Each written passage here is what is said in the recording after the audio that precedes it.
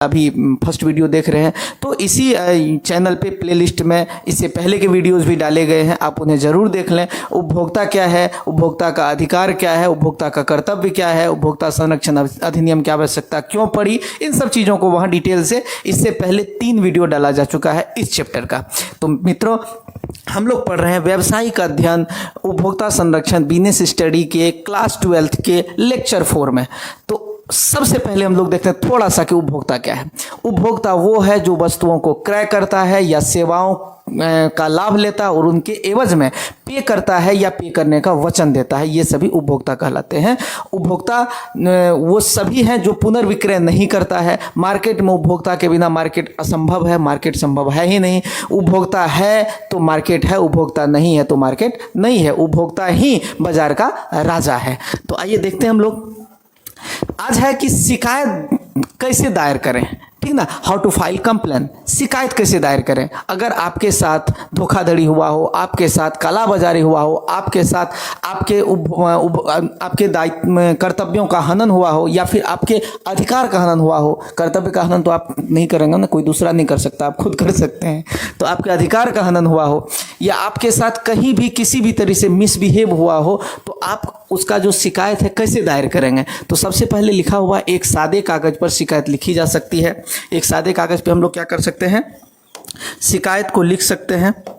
एक सादे कागज पे शिकायत से संबंधित सभी महत्वपूर्ण तथ्यों का उल्लेख किया जाना चाहिए। जितना भी शिकायत से रिलेटेड तथ्य है इसका उल्लेख होना चाहिए। सबसे पहले एक सादा कागज लेंगे, उस पर शिकायत लिखी जा सकती है, अपना कंप्लेन को हम उसमें लिख देंगे। फिर है कि शिकायत से संबंधित सभी महत्वपूर्ण तथ्यों का उल्लेख किया जाना चाहिए। पॉइंट वाइज सभी तथ्य को क्लियर से उल्लेख करेंगे। अगर पता नहीं चलेगा कि क्या क्या आपके साथ हुआ है, क्या मिसबिहेव हुआ है, कालाबाजारी हुआ है या फिर कम तोल का प्रयोग किया गया है या MRP से ज़्यादा से तसीला गया है, तो इस सब चीज़ों का जो भी आपके साथ हुआ है उसका संबंधित महत्वपूर्ण तथ्यों का उल्लेख किया जाना चाहिए। शिकायत के सहायक दस्तावेजों को संलग्न किया जाना चाहिए। जैसे मान लीजिए आपसे ज़्यादा पेमेंट ले लिया गया है, तो आपको तो बिल दिया होगा, बिना बिल का तो आप, ये आपका कर्तव्य है कि आप जब कहीं कुछ खरीदते हैं तो आप उससे मेमो या रिसीट लें। तो उस रिसीट पे जो प्राइस है और आपका जो उस वस्तु का MRP है, तो दोनों जब उस डॉक्यूमेंट को आप उसमें दस्तावेज को लगाइएगा तभी ना पता चल पाएगा कि आपके साथ नाइंसाफी हुआ है। तो इसमें क्या है कि शिकायत के सहायक दस्तावेजों को संलग्न किया जाना चाहिए। इसमें शिकायत का वर्णन और विपरीत पक्षकार का वर्णन होना चाहिए। शिकायतकर्ता को जो राहत चाहिए उसका उल्लेख किया जाना चाहिए। ठीक है, एक सादा कागज लेकर के उस पर शिकायत को दर्ज करेंगे। आपके साथ जो हुआ है मिसबिहेव सबको एक्सप्लेन करेंगे।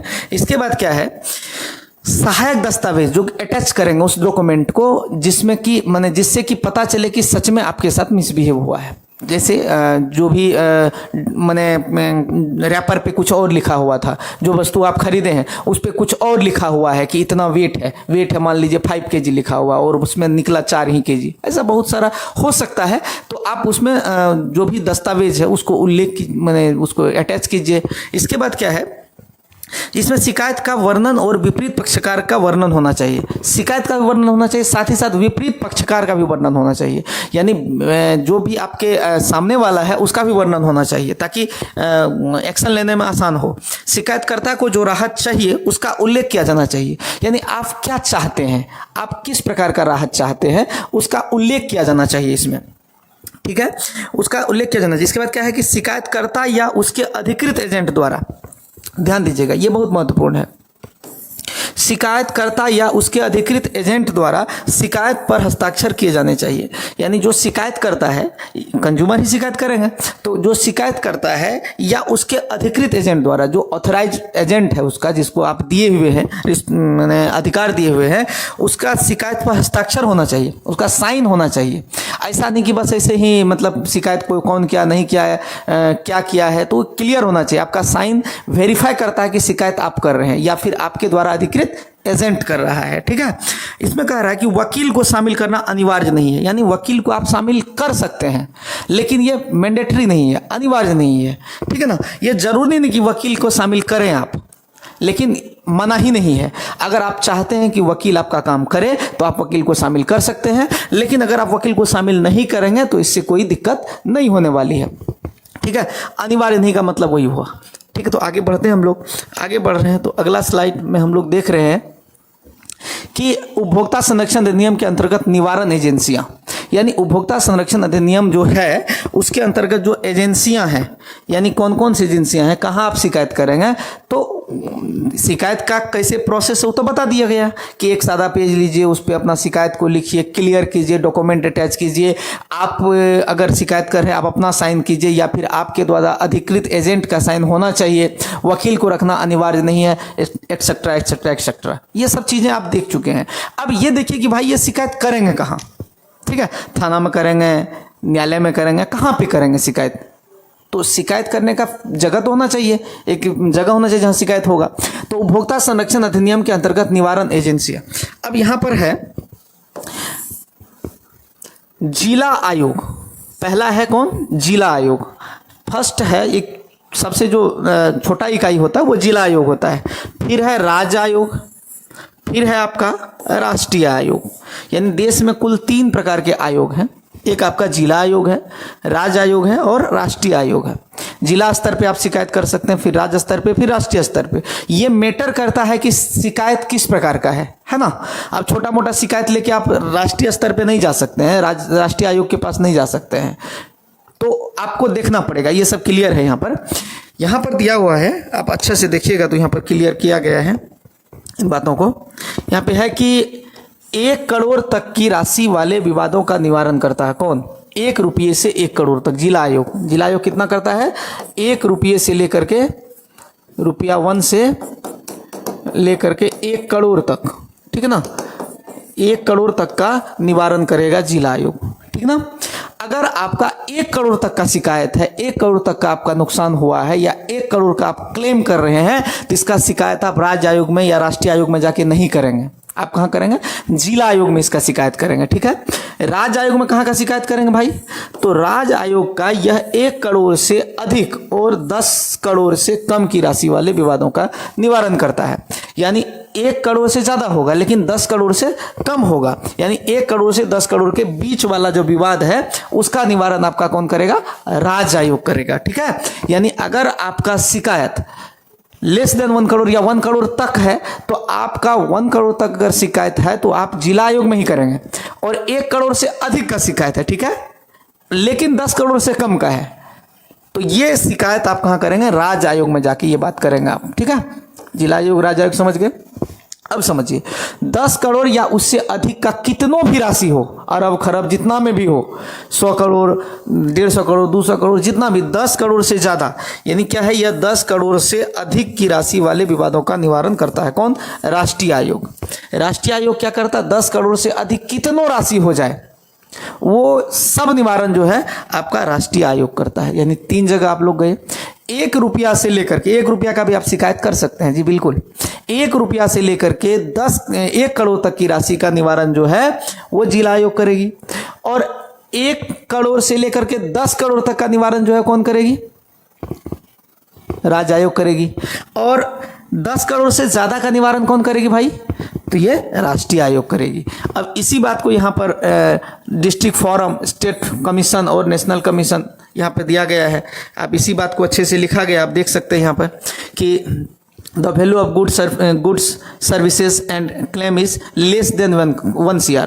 यानी यहाँ पर इसका कहना है कि जो वैल्यू होना चाहिए, जो मूल्य होना चाहिए, गुड्स माने सामान का, या सर्विसेज माने सेवा का, if the value of goods and services and claim is less than 1 CR, 1 CR से कम अगर आपका सेवा का या फिर वस्तु का मूल्य है और उसका शिकायत हम कर रहे हैं, तो आपको कहा डिस्ट्रिक्ट फोरम में जाना पड़ेगा। वही चीज़ है सेम।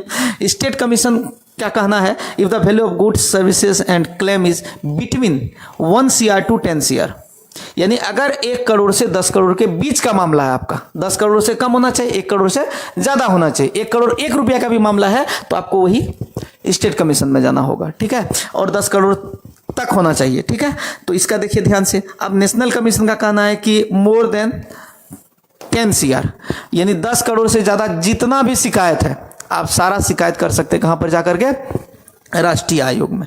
यही पर कहा गया है, ये चीज़ वही है जो हम आपको पहले भी बता चुके हैं। तो अभी हम लोग क्या देखे, अभी हम लोग अभी तक का टॉपिक में ये देखे हैं कि शिकायत कैसे कर सकते हैं और शिकायत कहाँ कर सकते हैं। तो शिकायत का लिमिटेशन है वैल्यू के हिसाब से। अच्छा, ये गुड्स का भी हो सकता है, सर्विस का भी हो सकता है। अब आप कहेंगे कि गुड्स का कैसे है, तो कोई सामान अगर आप खरीद रहे हैं तो वो गुड्स का हो गया, लेकिन क्या है कि कहीं पर सेवा ले रहे हैं तो सर्विस का है। मान लीजिए कि कोई डॉक्टर हॉस्पिटल में आपको सेवा दिया और आपसे 2 करोड़ रुपया या मान लीजिए 50 लाख रुपया आपसे ले लिया, तो 50 लाख तो लेस देन 1 CR हुआ। तो इसका शिकायत आप जिला फोरम में करेंगे, डिस्ट्रिक्ट फोरम में, तो डिस्ट्रिक्ट फोरम में करेंगे, जिला आयोग के पास करेंगे। लेकिन ये सेवा है, ये डॉक्टर के पास जो आप गए हैं, आपको जो ट्रीटमेंट मिला है, ये आपका गुड्स नहीं है। आप डॉक्टर के पास गए, 1 महीना मान लीजिए बेड पे आप रहे, वहाँ पड़ा हुआ, तो वो जब आप वहाँ से आएंगे तो आप क्या दिखाएंगे कि हम फलाना सामान खरीदे थे, ये नहीं मिला, क्योंकि वो सामान है ही नहीं, वस्तु है ही नहीं, वो क्या है, सर्विस है, सेवा है। तो वकील का फी हुआ, डॉक्टर का फी हुआ, टीचर का फी हुआ, ये सब जो है सर्विस के बदले में दिया जाता है, सेवा के बदले में दिया जाता है।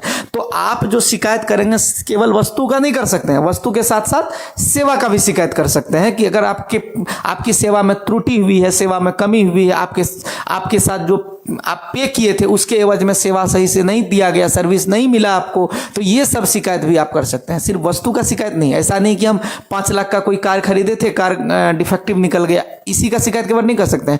5 लाख का आपका इलाज हुआ और इलाज सही से नहीं हुआ, तो इसका शिकायत भी आप कर सकते हैं। ठीक है, यानी वस्तु का भी शिकायत कर सकते हैं, सेवा का भी शिकायत कर सकते हैं आप। ठीक है, तो आगे बढ़ते हैं। आप लोग को जरूर शिकायत करना है। अगर आप लोगों के साथ कभी ऐसा होता है तो शिकायत जरूर कीजिएगा, क्योंकि आप आगे बढ़िएगा तभी ना आपके पीछे कार्रवाई होगी, तब ना लोग आपका सपोर्ट करेंगे। आप चुपचाप घर बैठ जाइएगा तो इस तरह से उन लोगों का मन बढ़ते जाएगा। तो मन नहीं बढ़ाना है। अगर आपके साथ कभी भी किसी भी स्थिति में कालाबाजारी हुआ हो, धोखाधड़ी हुआ हो, आपके साथ जो सेवा का मूल्य लिया गया उसके एवज में सर्विस नहीं दिया गया है, तो ये सब शिकायत आप जरूर करेंगे। एक बार आपको परेशानी होगी, ठीक ना, लेकिन बहुत जनों का कल्याण हो जाएगा, बहुत लोगों का कल्याण होगा। आपके साथ साथ आप समाज कल्याण करेंगे। अगर मान लीजिए कोई वस्तु डिफेक्टिव निकल जाता है, आप घर बैठ जाएंगे, सस्ता ही है, मान लीजिए 500 रुपये का सामान है, लेकिन आप घर बैठ जाएंगे, तो ऐसे ऐसे 500 रुपये तो बहुत गरीबों का भी चला जाएगा। लेकिन आप शिकायत कर देंगे, तो शिकायत करने के बाद उस पर एक्शन हो जाएगा, तो फिर वो सोच के भी इस जीवन में ऐसा काम नहीं करेगा। तो आप अगर शिकायत करते हैं तो सिर्फ अपना भला नहीं करते हैं, आप जन कल्याण भी कर रहे हैं, आप समाज कल्याण भी कर रहे हैं। ठीक है, तो शिकायत जरूर कीजिएगा, बशर्ते आपके साथ छल हुआ हो तब। ऐसा नहीं कि दुश्मनी के भाव से शिकायत कर दिए, तब आप खुद फंस जाएंगे। हाँ, ये भी बात है। तो आगे देखते हैं। आगे उपलब्ध राहतें, रिलीफ अवेलेबल, यानी क्या राहत उपलब्ध हुआ है आपको, यानी उपभोक्ता संरक्षण अधिनियम के आने से क्या क्या राहत मिला है, क्या रिलीफ मिला है, उसके बारे में देखते हैं। तो यहाँ पर कहा गया है, या ध्यान दीजिएगा, कि वस्तुओं में दोषों को दूर करना।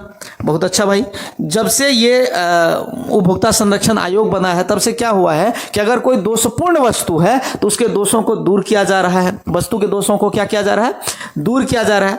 उत्पाद या सेवा के लिए भुगतान किए गए मूल्य की वापसी। अब क्या है, उत्पाद या सेवा के लिए भुगतान किए गए मूल्य की वापसी। अगर आपके साथ छल हुआ है, आपके साथ दुर्व्यवहार हुआ है, आपसे जो पैसा लिया गया उसके एवज में सामान वैसा नहीं निकला, तो उत्पाद या सेवा के लिए भुगतान किए गए मूल्य की वापसी, आप मूल्य की वापसी भी कर सकते हैं। जैसे मान लीजिए कोई बहुत बड़ा इंस्टीट्यूट आपसे पैसा लिया और उसके एवज में वो सेवा नहीं दिया, सर्विस नहीं दिया, वहाँ से इंस्टीट्यूट खाली हो गया या फिर बंद हो गई या फिर किसी कारण बस आपको नहीं पढ़ा पाई वो, ठीक ना।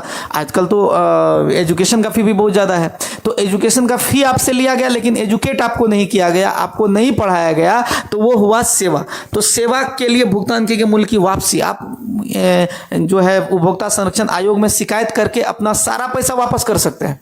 सारा भी कर सकते हैं, अंशतः भी कर सकते हैं, ये डिपेंड करता है कि कैसा व्यवहार आपके साथ हुआ है।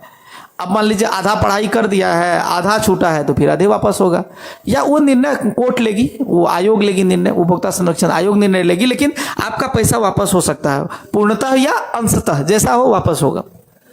नुकसान के लिए क्षतिपूर्ति का उचित राशि का भुगतान। अगर आपका नुकसान हुआ है, मान लीजिए कि आप इलाज कराने गए, आपके इलाज के दौरान जो सही होना था उसके बदले कुछ गड़बड़ हो गया, ठीक ना, ऐसा दवाई दिया गया जिससे रिएक्शन हो गया, और ये आप तो नहीं दवाई खाई, आपको जो डॉक्टर दिया गया वो आप खाए, तो आपके वजह से, मैंने डॉक्टर की वजह से या हॉस्पिटल की वजह से आपके साथ अगर आपका नुकसान हुआ है तो उसका उचित राशि का भुगतान भी किया जाएगा।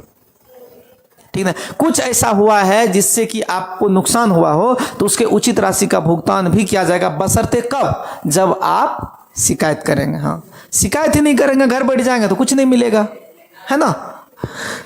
कहता सेवाओं में कमी को दूर करना, ये सब रिलीफ मिला है, सेवाओं में कमी को दूर करना। अब क्या है, जैसे आप शिकायत किए कि भाई यहाँ फी लिया जाता है लेकिन पढ़ाई नहीं होता है, तो आयोग इसकी जांच करेगी। जांच करने के बाद क्या हुआ, आपके साथ तो अच्छा व्यवहार हुआ ही, आपके साथ जो है इंसाफ हुआ ही, साथ ही साथ क्या हुआ कि जो उसमें कमी था उसको भी वो संस्था दूर करेगी, क्योंकि उसको भी तो मार्केट में रहना है, तो उस सभी कमियों को दूर किया जाएगा, ठीक है ना। तो ये भी हुआ।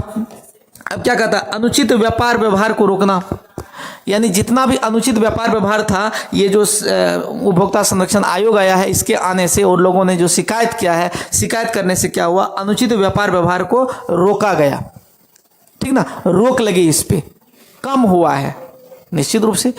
आगे देखते हैं फिर, हानिकारक वस्तुओं की बिक्री पर रोकना, बिक्री को रोकना।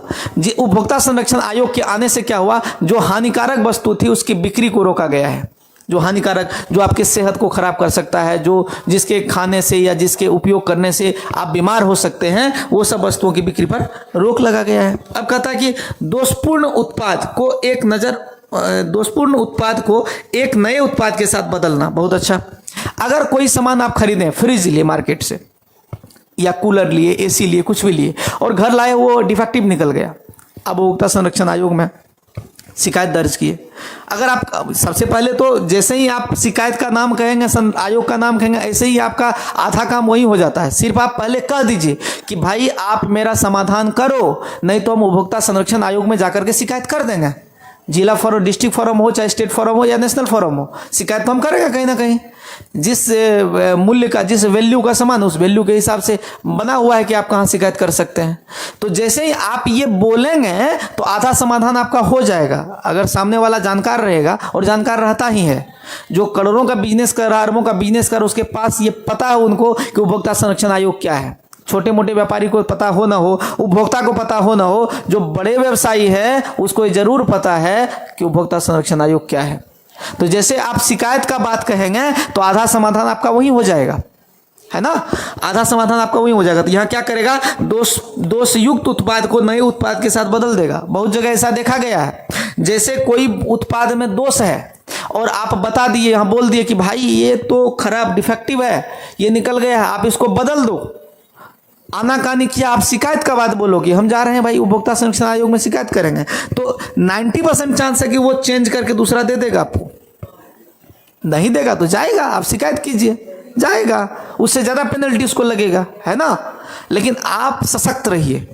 अब क्या कहा गया, उपयुक्त परिस्थितियों में दंडात्मक हर्जाने का भुगतान, यानी जितना भी परिस्थिति, अगर इस परिस्थिति में वो फुलफिल नहीं बैठ रहा है तो यहाँ क्या कहता है, दंडात्मक हर्जाने का भुगतान, फिर उसको हर्जाना देना पड़ेगा, दंडात्मक हर्जाना देना पड़ेगा, ठीक ना, पेनल्टी लगेगी और उसका भुगतान उसको करना पड़ेगा, है ना। तो वस्तु के दोष को दूर किया गया। अब एक बार सिलसिलेवार तरीके से देख लेते हैं कि उपभोक्ता संरक्षण आयोग के आने से उपभोक्ता संरक्षण जो है उस आयोग, जो 3 फोरम है आपका, स्टेट, डिस्ट्रिक्ट, स्टेट और नेशनल लेवल, इसके आने से क्या हुआ है, तो दोष को, वस्तु का दोष को दूर किया गया। उत्पाद सेवा के लिए भुगतान के मूल्य की वापसी होने लगा, माने नुकसान की क्षतिपूर्ति के लिए उचित राशि का भुगतान होने लगा, जो नुकसान हुआ उसका उचित क्षतिपूर्ति का भुगतान होने लगा। अनुचित व्यापार व्यवहार को रोका गया, गलत सामान को रोका गया, अगर डिफेक्टिव निकल गया तो उसके एवज में वापसी होने लगा। ये सब चीजें हुई है, ये कम बड़ी बात नहीं है। जब उपभोक्ता संरक्षण आयोग नहीं था तो कोई उपभोक्ताओं का सुनने वाला नहीं था। उपभोक्ता के साथ कितनों कुछ हो जाए लेकिन कोई सुनने वाला नहीं था। बस आप क्या कर सकते थे, दुकान बदल सकते थे, आप सर्विस के लिए कंपनी बदल सकते थे, लेकिन और कुछ नहीं होता था। लेकिन आज ये परिस्थिति नहीं रही, परिस्थिति बदल चुकी है ना। अब हम लोग देखेंगे कि ये जो तीनों आयोग है, कौन आयोग भाई, तो उपभोक्ता संरक्षण, ये जो तीनों आयोग है उपभोक्ता संरक्षण आयोग में जो 3 मेन है, जिला आयोग, राज्य आयोग और राष्ट्रीय आयोग, ये हम देखेंगे आज कि भाई ये तीनों आयोग के बीच में डिफरेंसेस क्या है, क्या डिफरेंस है। डिफरेंस का आधार यहाँ दिए हैं, ये जिला आयोग हुआ आपका, ये राज्य आयोग है और ये राष्ट्रीय आयोग है। हम लोग ये देखेंगे कि ये तीनों के डिफरेंसेस का आधार क्या है, किस बेस पे ये तीनों वेरी करता है, अंतर होता है तीनों में। तो सबसे पहले संरचना इन लोगों का क्या है, तो इसमें कहता है कि इसमें एक अध्यक्ष और 2 अन्य सदस्य होते हैं। किसमें भाई? जिला में क्या होगा? एक अध्यक्ष होगा और 2 अन्य सदस्य होगा। एक अध्यक्ष हो जाएगा और 2 अन्य सदस्य होगा। किसमें? जिला आयोग में। ये संरचना, उसका कंस्ट्रक्शन है, यानी जो बनावटी ढांचा है ये। एक अध्यक्ष और 2 अन्य सदस्य, इसमें एक अध्यक्ष और 2 अन्य सदस्य होते हैं, यानी जिला आयोग और राज्य आयोग दोनों में सेम बात है, एक अध्यक्ष और 2 अन्य सदस्य होते हैं। ठीक है। अब लेकिन राष्ट्रीय आयोग में चीजें बदल जाती है। क्या होता है? इसमें एक अध्यक्ष और 4 अन्य सदस्य होते हैं, यानी जिला आयोग, राज्य आयोग, राष्ट्रीय आयोग सभी में अध्यक्ष एक ही होता है। जिला आयोग में कितने अध्यक्ष? एक अध्यक्ष। राज्य आयोग में एक अध्यक्ष, राष्ट्रीय आयोग में एक अध्यक्ष। जिला आयोग में 2 सदस्य, राज्य आयोग में 2 सदस्य और राष्ट्रीय आयोग में 4 सदस्य होते हैं। कितने सदस्य होते हैं? 4 सदस्य होते हैं ना। तो ये तो बनावटी संरचना हुआ, इस बात को आप समझ गए। संरचना क्या भाई? तो जिला आयोग, राज्य आयोग, राष्ट्रीय आयोग तीनों में एक एक अध्यक्ष होंगे। ओके। जिला आयोग और राज्य आयोग में 2-2 सदस्य होंगे, अध्यक्ष के साथ सदस्य, तब इसका टीम बना। लेकिन राष्ट्रीय आयोग में 4 सदस्य होंगे अध्यक्ष के साथ, यानी कुल 5 लोगों की टीम होगी, है ना। ये संरचना आप समझ गए। अब आगे बढ़ते हैं। आगे है भाई कि अध्यक्ष की पात्रता, यानी अध्यक्ष का क्या एलिजिबिलिटी होना चाहिए, अध्यक्ष की पात्रता। इसका अध्यक्ष जिला न्यायालय का कार्यरत या सेवानिवृत्त न्यायाधीश होता है। इसका अध्यक्ष जिला न्यायालय का, जो जिला सत्र न्यायालय होता है, उसका कार्यरत या सेवानिवृत्त न्यायाधीश होता है। कार्यरत जज भी हो सकता है जो अभी कार्य कर रहे हैं, या फिर जो रिटायर्ड जज हैं वो भी हो सकते हैं जिला न्यायालय का, जिला सत्र न्यायालय का, है ना। तो इसका जो अध्यक्ष होता है, जिला आयोग का अध्यक्ष कौन होता है भाई? तो या तो वो वर्तमान जज होंगे, वर्तमान में कार्य कर रहे जज होंगे, या रिटायर्ड जज होंगे जिला के। ठीक है। राज्य में क्या है? इसका अध्यक्ष उच्च न्यायालय के कार्यरत या सेवानिवृत्त न्यायाधीश होंगे। यानी राज्य आयोग क्या करेंगे? उच्च न्यायालय के या तो कार्यरत जज होंगे या सेवानिवृत्त जज होंगे। ओके। अब राष्ट्रीय आयोग के अध्यक्ष कौन है? इसका अध्यक्ष जो है सर्वोच्च न्यायालय का कार्यरत या सेवानिवृत्त न्यायाधीश होते हैं। सर्वोच्च मतलब सुप्रीम कोर्ट का, है ना। तो जिला आयोग के अध्यक्ष ने, जिला उपभोक्ता संरक्षण आयोग जो जिला में है उसका अध्यक्ष जो है या तो जिला के सेवानिवृत्त या सेवानिवृत्त या कार्यरत जज होंगे, और इसका राज्य आयोग के जो है या तो जो काम कर रहे हैं कार्यरत या फिर सेवानिवृत्त इसका उच्च न्यायालय के जज होंगे, और अध्यक्ष जो इनका राष्ट्रीय आयोग के अध्यक्ष होंगे या तो सर्वोच्च न्यायालय के या तो सेवानिवृत्त होंगे या फिर कार्यरत जज होंगे। तो सबसे पहले जज पे बात करते हैं। जज कहाँ के होंगे? तो जिला आयोग में जिला वाला होंगे, राज्य आयोग में हाईकोर्ट वाले होंगे, और राष्ट्रीय आयोग में कहाँ के होंगे? सुप्रीम कोर्ट वाले होंगे। अब वो कार्यरत भी हो सकते हैं और रिटायर भी हो सकते हैं, सेवानिवृत्त भी हो सकते हैं। ठीक ना। तो ये अध्यक्ष हो गए। अब एक बार फिर से रिकॉल करते हैं। जिला में कितने सदस्य होते हैं? 2 सदस्य होते हैं, अध्यक्ष के साथ 2 सदस्य। राज्य में अध्यक्ष के साथ 2 सदस्य, लेकिन राष्ट्रीय आयोग में अध्यक्ष के साथ 4 सदस्य होते हैं। तो ये तो अध्यक्ष की पात्रता हो गई। इरेज इसलिए कर रहे हैं क्योंकि आपका फोकस सिर्फ वही रहे जहां मैं पढ़ा रहा हूं। इरेज इसलिए किया जा रहा है। अब देखिए ध्यान से, अध्यक्ष की नियुक्ति। राज्य सरकार उच्च न्यायालय के प्रमुख न्यायाधीश से परामर्श के बाद अध्यक्ष की नियुक्ति करती है। यानी उच्च न्यायालय जो है हाईकोर्ट के मुख्य न्यायाधीश से परामर्श के बाद, हाईकोर्ट का जो चीफ जस्टिस है उसके परामर्श के बाद जो है अध्यक्ष की नियुक्ति होती है। राज्य सरकार उच्च न्यायालय के मुख्य न्यायाधीश के परामर्श के बाद नियुक्ति करती है। यानी दोनों में सेम बात है। अध्यक्ष के नियुक्ति को लेकर के जिला आयोग और राज्य आयोग दोनों में सेम बात है। क्या करते भाई? राज्य सरकार उच्च न्यायालय के मुख्य न्यायाधीश से परामर्श करते हैं। किससे परामर्श करते हैं? मुख्य न्यायाधीश से, और इसके बाद अध्यक्ष की नियुक्ति करती है। तो कुछ कुछ बातें जिला आयोग और राज्य आयोग में मिलती है, जैसे सदस्य की बातें हो गई। तो 2 सदस्य जिला आयोग में भी है, 2 सदस्य राज्य आयोग में भी है, एक अध्यक्ष के साथ 2 सदस्य। अभी जो सदस्य की नियुक्ति का प्रोसेस है वो भी जो है जिला आयोग और राज्य आयोग का सेम है कि भाई राज्य सरकार उच्च न्यायालय के मुख्य न्यायाधीश से परामर्श के बाद अध्यक्ष की नियुक्ति करती है। लेकिन राष्ट्रीय आयोग में अध्यक्ष की नियुक्ति चेंज हो जाता प्रोसेस। यहां क्या है? केंद्र सरकार राज्य सरकार से कहां गई? केंद्र सरकार में मामला आ गया। भारत के मुख्य न्यायाधीश से परामर्श के बाद अध्यक्ष की नियुक्ति करती है ना। मुख्य न्यायाधीश से परामर्श के बाद करती है। ठीक है। तो इन दोनों में थोड़ा थोड़ा क्या है, कुछ कुछ मिलता जुलता है। किसमें किसमें? जिला और राज्य में। अच्छा, एक बार थोड़ा सा रिकॉल करते हैं। जिला में कितना तक का कंप्लेन लेके हम जाएंगे भाई? 1 करोड़ तक का, राज्य में 1 करोड़ से 10 करोड़ के बीच वाला, और राष्ट्रीय में 10 करोड़ से ज़्यादा वाला, जितना भी का कंप्लेन होगा वो राष्ट्रीय आयोग में करेंगे हम। ये बीच बीच में रिकॉल इसलिए करते हैं ताकि आपको चीज़ें एक से दूसरा जुड़ा हुआ लगे, ठीक ना, और रिकॉल करने से आपको याद होते जाएगा। आगे बढ़ते हैं। आगे फिर क्या है भाई, क्षेत्राधिकार, यानी इसका जो क्षेत्र का अधिकार है वो कहाँ कहाँ तक है वो देख लेते हैं थोड़ा सा। जिला आयोग शिकायतों की सुनवाई करता है जब वस्तुओं या सेवाओं का मूल्य 1 करोड़ से अधिक नहीं होता है। मतलब वही बात है, वो वैल्यू के हिसाब से क्षेत्राधिकार यहाँ बांटा गया है, यानी 1 करोड़ तक का जिला आयोग करेगी। राज्य आयोग शिकायतों की सुनवाई करता है जब वस्तुओं या सेवाओं का मूल्य 1 करोड़ से अधिक होता है और 10 करोड़ से कम होता है। ये अभी तुरंत हमको लगता है कि अचानक से बोल दिए थे, ऐसे पहले वाले स्लाइड में भी हम लोग पढ़े हैं, लेकिन चूंकि ये बार बार इसलिए दिया गया है चूंकि इसमें जब आपको कई क्वेश्चन में अगर दीर्घोत्तरीय प्रश्न में कह देगा कि जिला आयोग, राज्य आयोग, राष्ट्रीय आयोग के अंतर लिखें, और अच्छा मैंने दीर्घोत्तरीय प्रश्न में अगर ये क्वेश्चन आपको आता है तो आपको ये चीजें लिखनी होंगी, तो याद नहीं करना है। जब चीजें आप समझ जाती हैं तो वो ज्यादा दिन तक टिका रहता है, और रट के जाएंगे तो टिका हुआ नहीं रहता है ना।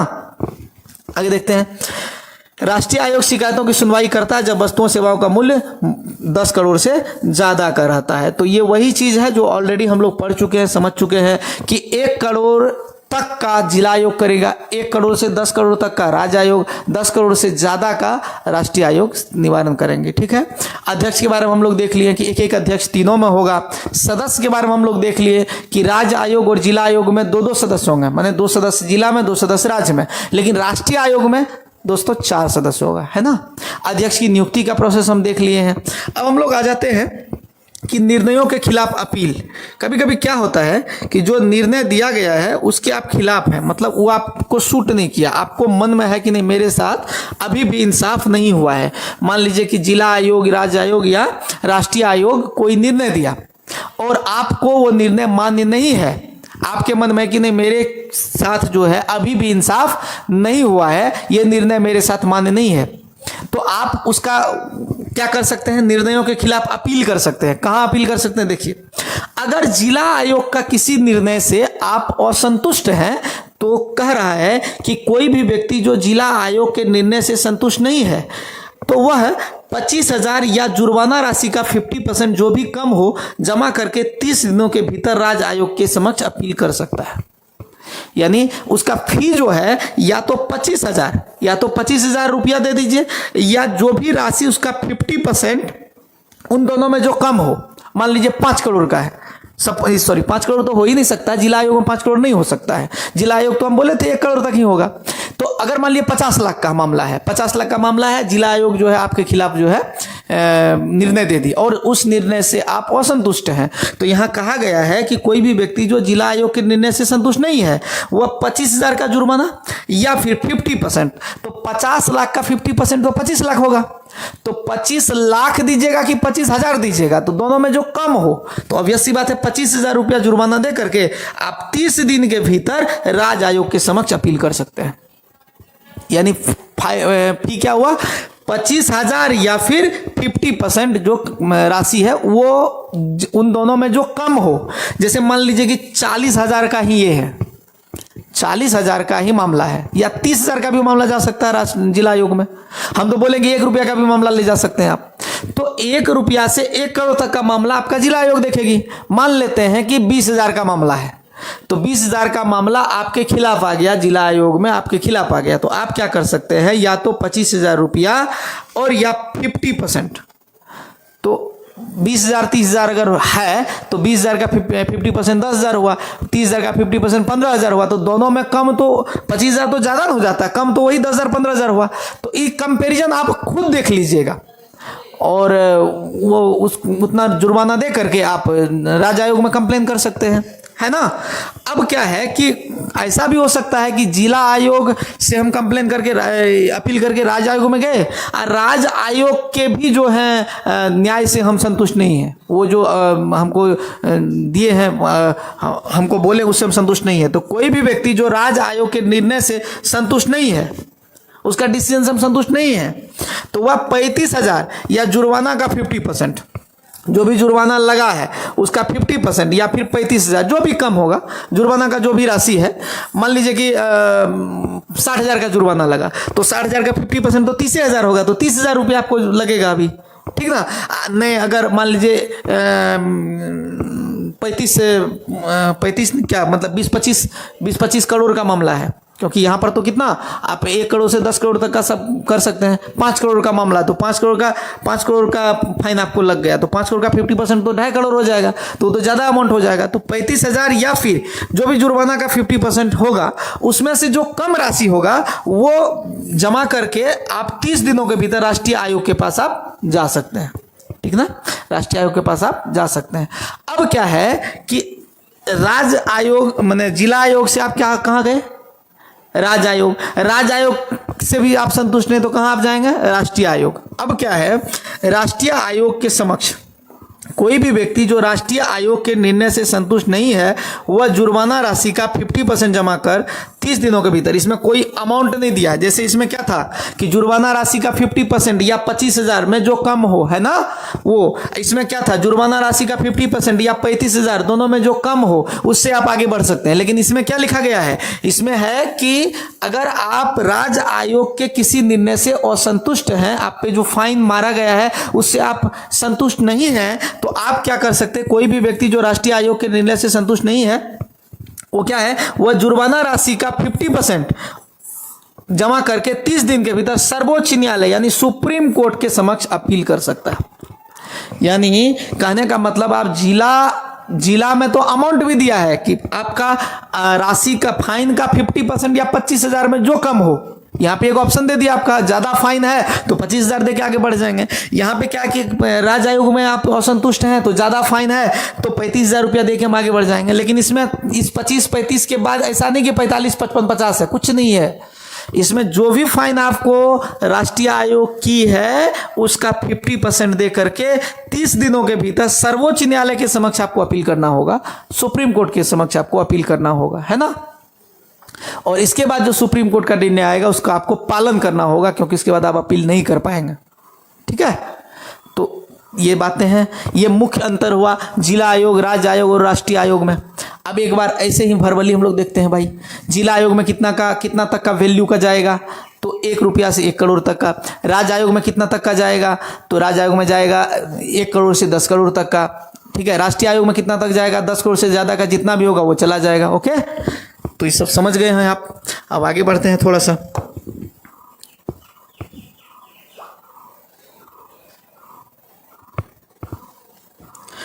अब है कि उपभोक्ता संगठनों और एनजीओ की भूमिका, वो एनजीओ का क्या भूमिका है, जो भी सामाजिक संस्थान है, एनजीओ हुआ, ट्रस्ट हुआ, उसका क्या भूमिका है उपभोक्ता संरक्षण के लिए, है ना, वो भी देख लेते हैं हम लोग।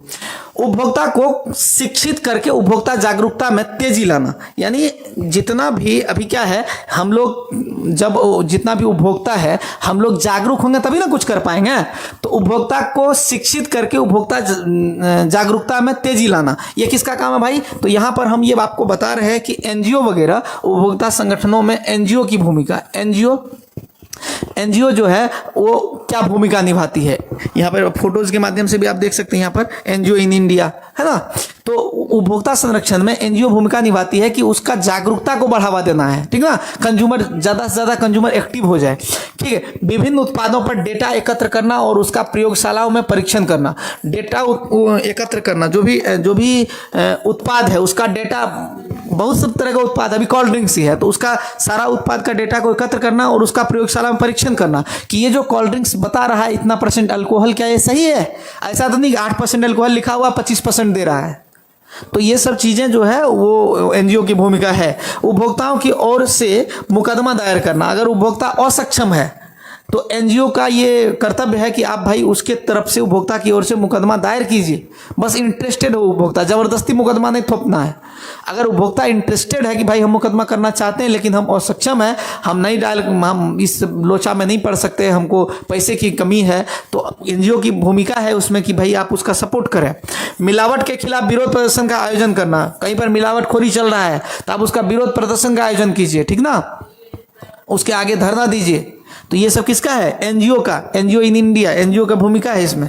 शिक्षण संस्थानों की मदद करना, जितना भी एजुकेशन संस्थान है वहां पर जा करके उपभोक्ता संरक्षण के बारे में प्रचार प्रसार करना, उसकी मदद करना, उनको बताना ताकि वो ज्यादा से ज्यादा लोगों को एजुकेट कर सके, है ना।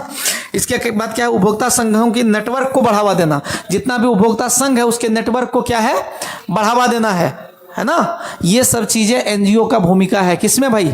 हमारे देश में उपभोक्ता संरक्षण आयोग में एनजीओ की भूमिका ये सब है कि उसमें बढ़ावा देगा, वो इसको उपभोक्ता संघों के नेटवर्क को बढ़ावा देगा, एजुकेट करेगा लोगों को, शिक्षण संस्थान में जा के मोटिवेट करेगा कि भाई आपके खिलाफ, आपके साथ अगर ऐसा कुछ होता है, मिलावटखोरी, आपके साथ जो है काला बाजारी हो रहा है, आपके साथ ज़्यादा मूल्य तसिला गया है, सेवा का लाभ नहीं मिला आपको, पैसे लिए गए, सेवा सर्विस नहीं प्रोवाइड किया गया, तो ये सब चीज़ें आप उसको जागरूक कीजिए ताकि वो शिकायत कर सके, है ना। इसके बाद एक छोटा सा बात है यहाँ पर, इसमें देखिएगा आप, ये इस स्लाइड में ये बहुत इंपॉर्टेंट है। देखिए यहाँ पे 10 पॉइंट से समझिए कैसे बढ़ी कंज्यूमर की ताकत। अब हम लोग को ये भी समझना जरूरी है कि ये जो उपभोक्ता संरक्षण हम लोग पढ़ रहे हैं, उपभोक्ता संरक्षण, उपभोक्ता संरक्षण, उपभोक्ता संरक्षण पढ़ते गए हैं, तो इससे कंज्यूमर की ताकत बढ़ी कि नहीं बढ़ी, मतलब कंज्यूमर जो है वो इससे कुछ सशक्त हुआ कि नहीं हुआ। तो यहाँ 10 पॉइंट्स दिया गया है, 10 गो बात लिखे हैं जिससे आपको पता चलेगा कि उपभोक्ता संरक्षण आयोग आने से उपभोक्ताओं का ताकत बढ़ी है, उपभोक्ता सशक्त हुए हैं। कैसे भाई? तो ई कॉमर्स कंपनियों की जवाबदेही तय, जितना भी ई कॉमर्स कंपनी है उसका जवाबदेही इसमें तय हो गया भाई, है ना। अब क्या कहता है कि पहले क्या था कि सिर्फ ई कॉमर्स पे कोई लगाम नहीं था, अभी क्या है कि उपभोक्ता संरक्षण आयोग 2019 से ई कॉमर्स पे लगाम डाल दिया गया। इसके बाद प्रोडक्ट की हर जानकारी करी होगी डिस्प्ले, जितना भी प्रोडक्ट का जानकारी उसको डिस्प्ले करना होगा, है ना। जो भी जानकारी है प्रोडक्ट से रिलेटेड उसको डिस्प्ले करना होगा, ऐसा नहीं कि मतलब आधा जानकारी दिया आधा नहीं दिए, सारा डिस्प्ले माने रिवील करना होगा। ऐसा नहीं कि आप हिडन रख सकते हैं, कुछ लिखा हुआ कुछ अंदर है वो बताया ही नहीं, या फिर लिखा हुआ कुछ है कुछ और बता दिए, ये सब नहीं कर सकते हैं। गलत और भ्रामक जानकारी पर होगी सजा। अगर आप गलत जानकारी दे रहे हैं, भ्रामक दे रहे हैं, भ्रामक प्रचार कर रहे हैं तो इसका सजा होगा। अपने पास के कंज्यूमर कमीशन जा सकेंगे।